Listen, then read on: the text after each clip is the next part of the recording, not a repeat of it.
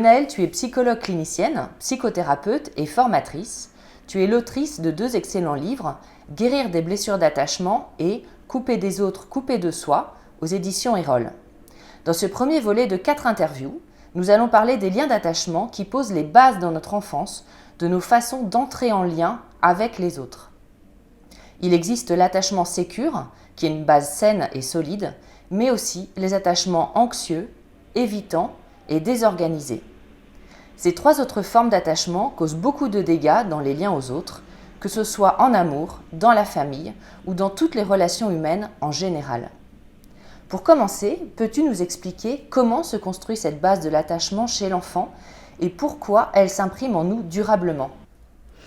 Ça se construit dans l'enfance, principalement. Alors, il n'y a pas que l'enfance, j'y reviendrai, parce que souvent, on met tout sur le dos de cette période-là et surtout des parents, donc ce n'est pas tout à fait juste. Mais quand même, on sait que les premières années, surtout les 2 premières années sont importantes, mais qu'ensuite, ça va se poursuivre donc pendant le reste de l'enfance, l'adolescence, et puis à l'âge adulte, il va aussi se passer des choses qui vont imprimer notre style d'attachement. Mais ces premières années, notamment avec la relation aux parents, vont être déterminantes. Pourquoi ? Parce que le cerveau de l'enfant, surtout au tout début, il est très, on dit souvent le mot plastique, c'est-à-dire qu'il est très malléable, il est très sensible, et vont s'imprégner en fait dans les premières expériences des traces affectives et émotionnelles très importantes. Notamment si on est bien reçu, à peu près reçu, mal reçu, voire rejeté, voire abandonné, en fait on ne va pas avoir les mêmes programmes qui vont s'inscrire. Dans l'attachement, on parle des modèles internes opérants, alors c'est un mot un petit peu compliqué mais qui est quand même intéressant. Pour expliquer qu'on va imprimer dès nos premières relations avec donc notamment nos parents, nos figures d'attachement, et puis les adultes en général et le monde, des croyances, des représentations de soi, du monde et des autres. Et ça va créer en fait une manière de recevoir le monde extérieur, la relation à l'autre, et puis ma valeur, puisqu'on sait que notre valeur, elle se crée dans ces relations, et notamment les relations d'attachement. Et donc pourquoi durablement ? Parce que justement, ce cerveau, tu vois, il est très malléable, il est très imprégnable, et ces premières années sont déterminantes. Mais heureusement, ça ne va pas s'arrêter là, puisque rien n'est déterminé, et jusqu'à la fin de notre vie, on peut changer des choses. D'ailleurs, John Bowlby il disait que l'attachement, c'est du berceau jusqu'à la tombe. Donc ça veut dire qu'on est concerné par ces enjeux d'attachement tout le temps, et aussi qu'on peut changer jusqu'à la fin nos blessures, les guérir, et donc modifier les fameux styles d'attachement que tu as nommés. D'accord, ça c'est une bonne nouvelle. Oui, c'est une grande nouvelle. C'est bien de commencer par là d'ailleurs. Oui. Alors, qu'est-ce que c'est qu'un attachement Déjà, on va commencer par ce qui est bien, un attachement sécure. Comment on voit qu'on a eu un attachement sécure et comment ça se manifeste dans la vie adulte ? Alors, moi souvent, le mot que je vais associer à l'attachement sécure, c'est le mot confiance.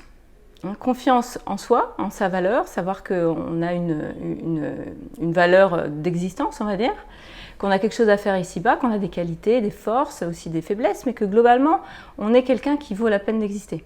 Confiance en soi. Ensuite, confiance en l'autre, c'est-à-dire je peux parler de moi, je peux parler de mes besoins, je peux demander de l'aide, je peux exprimer mes sentiments à l'autre et je ne vais pas être rejetée, abandonnée ou maltraitée. Ça, c'est le deuxième volet. Et le troisième volet, il est beaucoup plus vaste, c'est confiance dans le monde, confiance aussi dans l'avenir, dans l'instant présent aussi, que là où je suis, en fait, ça va le faire, quoi. Ça, c'est assez important aussi en ce moment, je trouve. Donc, c'est un triptyque, tu vois, l'attachement sécure entre ma valeur, ma capacité à être en confiance dans la relation à l'autre et globalement, quel est le sens de mon existence ? Est-ce que je crois en ce monde ? Est-ce que je crois en l'avenir ? En ma présence ici-bas, quelque part. D'accord. Alors, il y a donc 3 autres types d'attachement. À quoi on les reconnaît chez un adulte et quels sont-ils ?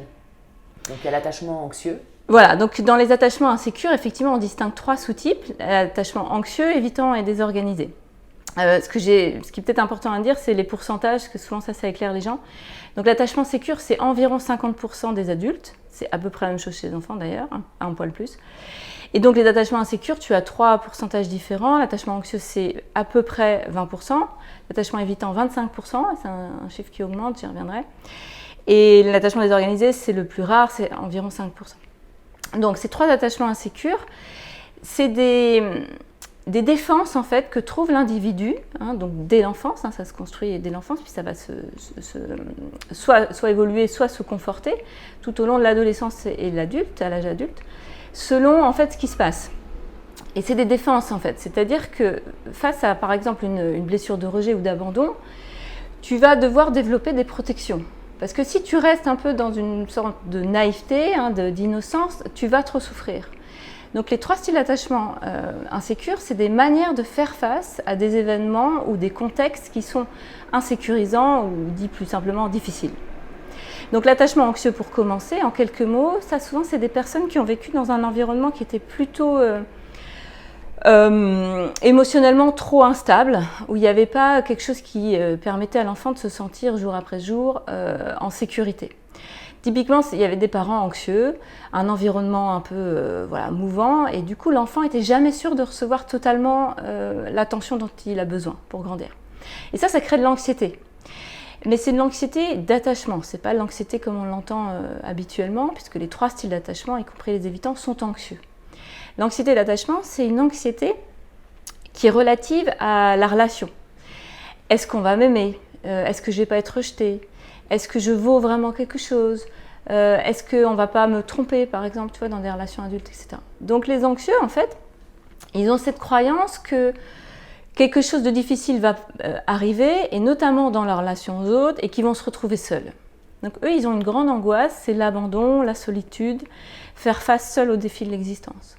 Donc en défense à ça, en protection à ça, ils vont développer ce qu'on appelle des comportements d'attachement anxieux, on dit aussi anaclytiques dans le monde de la psychologie, c'est-à-dire qu'ils vont s'accrocher. Donc concrètement, dans une relation amoureuse par exemple, ce sont ceux qui vont poser beaucoup de questions, mais tu fais quoi après le boulot, qui vont envahir de textos par exemple dès que l'autre est parti, qui vont avoir besoin beaucoup de retours sur des questions du type est-ce que tu m'aimes vraiment, est-ce que tu vas rester avec moi, mais pourquoi tu t'engages pas plus, etc. Donc c'est des personnes qui sont très préoccupées, qui sont très dans des pensées, et des pensées donc anxieuses, quant à la relation, est-ce qu'ils ne vont pas se retrouver seuls, et aussi quant à leurs valeurs. Donc c'est des personnes qui ont une estime d'eux-mêmes, on le voit tout de suite, qui est plutôt basse, avec beaucoup de doutes. Et souvent aussi, tu vois, les émotions qu'il y a derrière l'attachement anxieux, c'est plutôt la colère refoulée, la culpabilité, l'anxiété aussi de manière générale, ça peut être aussi des grandes tristesses bien sûr, mais c'est surtout cette vibration-là d'anxiété générale et d'émotions qui restent un peu tendues, bloquées. Voilà. Donc eux, ils ont besoin de proximité, ils ont besoin d'entendre qu'on les aime, qu'on est là pour eux, qu'on leur explique ce qu'on fait. Enfin voilà, dans des relations amoureuses, typiquement, c'est compliqué pour les anxieux. Voilà, donc cet attachement anxieux, on dit aussi préoccupé d'ailleurs, c'est assez clair, ou fusionnel, parfois on trouve ce terme qui est aussi assez limpide. Ensuite, il y a l'attachement évitant, qui concerne donc 25% des gens, c'est l'attachement insécure le plus important, et c'est un chiffre qui augmente. Il y a des études longitudinales qui ont été faites sur 25 ans de mémoire aux États-Unis, et à mon avis, on a les mêmes phénomènes en France, qui montrent que ce chiffre augmente. Et c'est assez normal, vu la manière dont on vit, qui est très tournée vers quand même son nombril, l'individualisme, et une certaine protection de notre intériorité en ne montrant pas nos émotions. On vit encore dans une société comme ça, même s'il y a des changements, quoi. Donc l'attachement évitant, le nom est assez clair, c'est éviter les relations, mais c'est surtout éviter les émotions. Souvent, on est dans un raccourci quand on parle de l'attachement évitant, de dire que c'est un peu des ours, des ermites. Alors, on ne veut pas dire qu'ils vivent dans des grottes, mais ça veut dire qu'ils ne vont pas être dans des relations affectives ou amicales très engagées. Ça, c'est effectivement la couche extérieure, et c'est très vrai. C'est des personnes, tu vois, qui, dans la relation amoureuse, par exemple, tu ne sais pas trop ce qu'ils pensent, ils sont un peu avares de compliments, de mots amoureux, même de tendresse physique aussi. Et dans l'amitié, c'est pareil. Tu les appelles beaucoup pour les solliciter, parce que ce n'est pas eux-mêmes qui vont t'appeler, etc. Ça, c'est l'extérieur, et c'est effectivement la distance physique, on va dire. Mais ce qu'il faut voir, c'est que derrière, c'est surtout une distance affective qui est recherchée. C'est des personnes qui ne fuient pas les humains pour des questions misanthropiques, mais plutôt parce qu'ils ont peur que s'ils sont en relation de manière trop serrée, trop proche avec d'autres, qu'est-ce qui va venir ? Des émotions. Et ce qu'ils évitent les évitants, c'est surtout les émotions. parce que c'est des personnes qui ont vécu, eux, dans des enfances et des environnements plutôt de froideur émotionnelle, de manière tendancielle, c'est plutôt ça qu'on trouve, ou de rejet, voire de maltraitance. Donc ils ont appris que les émotions, c'était non seulement pas bienvenu, mais même dangereux. Donc typiquement des familles où on ne parle pas de soi, ou si on commence à en parler, on va être plutôt rejeté, genre mais non t'as pas mal, t'es pas triste, qu'est-ce que tu nous ennuies là avec ta colère, t'es pas belle quand tu pleures, tu vois, toutes des injonctions comme ça qui ont été entendues, parfois très explicites, souvent plus implicites, mais qui ont fait que le gamin il a compris que valait mieux garder à l'intérieur de lui ses émotions. Et plus tard ça fait un adulte pareil. Donc c'est pour ça qu'il a du mal à dire je t'aime, c'est pour ça qu'il a du mal à parler de lui, de dire qu'il est en colère ou triste, parce qu'il a intégré avant que c'était pas super sécure de parler de ses émotions. Et vu que les relations, c'est le domaine de déclenchement des émotions par excellence, on est tout le temps activé dans des relations proches, surtout l'amour et la relation conjugale, mais avec ses enfants aussi, par exemple, ça fait beaucoup ça. C'est des personnes qui vont être plutôt dans une distance clairement de comportement, mais surtout au niveau verbal et d'engagement affectif. Voilà, donc c'est pour ça qu'on dit attachement évitant, on dit aussi détaché, et c'est des personnes qui peuvent être très frustrantes pour l'entourage parce qu'on a l'impression qu'on ne les connaît pas en fait. Mais il faut voir ça à nouveau comme une protection. Autant les anxieux, ils font face à ce qu'ils ont vécu plus tôt, c'est-à-dire l'insécurité, tu vois, l'instabilité par demander, tant qu'ils demandent et finissent par recevoir. Les évitants, c'est juste la polarité inverse, c'est-à-dire c'est surtout ne pas demander, c'est des gens d'ailleurs qui ont beaucoup de mal à demander de manière générale, surtout quand ils vont mal, et qui se disent si je suis loin, au moins je suis en sécurité, tant que je suis seule, je suis protégée. Voilà. Et le dernier style d'attachement insécure, c'est l'attachement désorganisé, on dit aussi chaotique. Donc ça c'est beaucoup plus rare, c'est 5%, ce sont des gens qui ont vécu des traumas importants, donc ce qu'on appelle des psychotraumatismes. Soit des traumatismes d'attachement, qui sont souvent des traumas d'omission, c'est-à-dire d'avoir manqué d'affection, de soins, parfois même de soins primaires, mais surtout d'affection, de présence.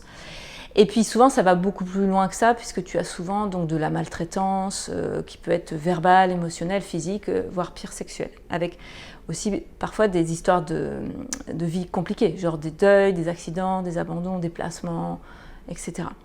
Et donc ces gens-là, ils sont empreints d'une énergie particulière d'adversité, de dureté de la vie. Et eux, ils n'ont pas réussi à s'organiser.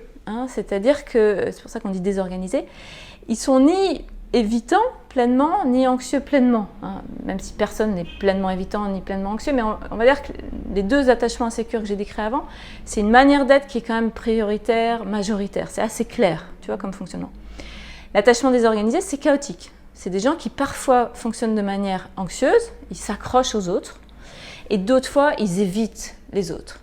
Et ça de manière parfois très labile, c'est-à-dire qu'ils vont changer de comportement, mais même parfois d'une heure à l'autre. Donc quand on vit avec quelqu'un comme ça, c'est compliqué. Parce que parfois, il a terriblement besoin de nous, il nous engueule si on s'en va par exemple. Et à d'autres moments, on a l'impression que de toute manière, la seule chose qu'il veut, c'est qu'on se sépare et qu'on disparaisse. Donc tu vois, c'est compliqué. Et ça fait, c'est un peu le terrain quand même de troubles psychologiques un peu plus importants, des troubles anxieux, des troubles dépressifs chroniques, voire des troubles de la personnalité. Voilà les trois grands styles d'attachement insécure. Alors, tu parles dans ton livre des personnes qui peuvent hésiter dans la définition de leur type d'attachement entre l'attachement anxieux et l'attachement évitant, sans aller pour autant jusqu'à l'attachement désorganisé. Et tu parles des îlots de désorganisation. Est-ce que tu peux nous dire exactement ce que c'est ? Oui. En fait, moi-même, quand j'ai découvert l'attachement, donc il y a de ça quelques années, en tant que psychologue, mais surtout pour moi-même, en fait, ça m'a beaucoup aidé, tu vois, à comprendre notamment mon comportement avec mes enfants, mais aussi les hommes de ma vie. Quand je lisais les différents styles d'attachement, un peu comme je viens de le faire, j'étais un peu en peine parce que je me trouvais un peu de partout. Et souvent, les gens, c'est ce qu'ils disent. Mais je me sens un peu sécure, mais en même temps, des fois, c'est vrai que je suis clairement anxieuse, mais je peux être évitant. Mais je ne me retrouve pas pour autant désorganisée. Parce que désorganisée, c'est quelque chose vraiment de chaotique. La vie est compliquée. La vie peut même être infernale.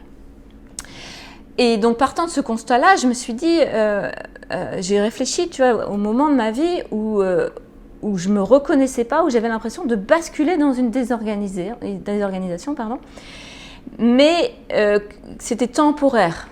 C'était pas tout le temps. Parce que moi, je travaillais 10 ans en psychiatrie, donc l'attachement désorganisé, par exemple, tu le trouves beaucoup chez les patients de psy.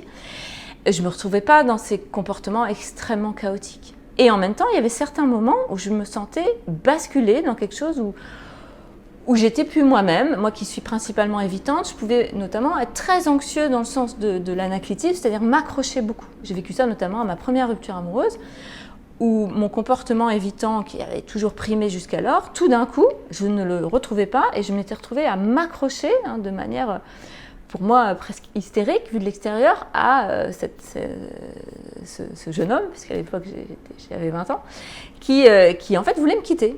Et ça, je ne me suis pas reconnue, tu vois, j'ai basculé dans quelque chose qui n'était pas moi.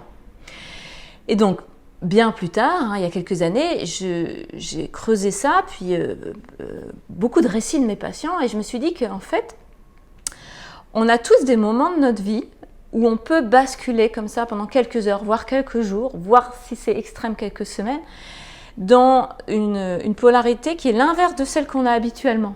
Donc moi, par exemple, j'étais majoritairement évitante, je me suis construite dans une famille très froide émotionnellement, donc j'étais majoritairement évitante. Et au moment de cette annonce de rupture, je bascule dans un îlot de désorganisation qui pour moi était l'anxiété, l'anaclitisme, surtout ne me quitte pas, reste là, dis-moi que tu m'aimes, c'est pas possible, etc. Ça a duré quelques heures en fait, et puis après j'ai comme retrouvé mes esprits, de mon point de vue évitant, et je me suis recalfeutrée, tu vois, un côté très fermé, et puis bon, la fin de l'histoire c'est que ce garçon, après c'est moi qui l'ai quitté, tu vois.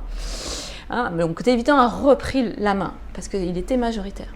Donc les îlots de désorganisation, c'est ça, c'est que si vous vous retrouvez principalement dans un côté évitant par exemple, ou même sécure, mais qu'il y a eu des moments où la vie a été tellement difficile, ça peut être donc une annonce donc là, de rupture, mon exemple, mais ça peut être l'annonce de quelqu'un qui décède, bien sûr, ça peut être un accident très grave, des grandes adversités, ce qu'on appelle des traumas importants.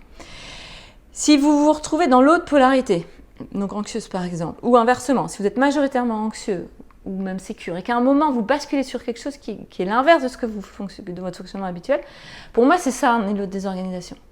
Et ça ne signe pas pour autant un attachement désorganisé. Attachement désorganisé, c'est des gens qui, presque tous les jours, ils switchent d'un truc à l'autre. Donc voilà, l'îlot de désorganisation, je pense qu'on peut tous en avoir, parce que la vie, elle est quand même vachement difficile à certains moments, et c'est pas grave. Moi, je sais qu'au fond de moi, j'ai un côté très anxieux. Je sais que s'il se passait quelque chose de grave, je pourrais à nouveau peut-être basculer sur ce côté, voilà. Et maintenant, je le connais. Je l'apprivoise et c'est OK. D'accord, c'est très intéressant. Tu parles du déterminisme de certains livres qui disent que tout se joue avant 3 ans, avant 6 ans, etc. Pourquoi ce déterminisme est une erreur? Et qu'est-ce que tu as constaté finalement dans ta pratique sur l'attachement? Comment ça peut évoluer dans la vie?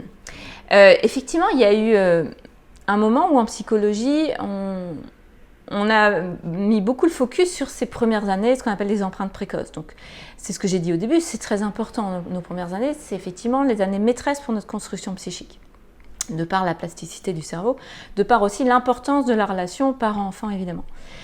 Mais ce fameux cerveau, il est plastique jusqu'à la fin. Donc en fait, rien n'est déterminé et tu peux, par plein de choses en fait, par le travail sur soi, mais aussi par des réussites dans la vie, par des rencontres aussi, les rencontres sont ô combien réparatrices, tu peux guérir les blessures d'attachement. C'est d'ailleurs le titre de mon premier livre.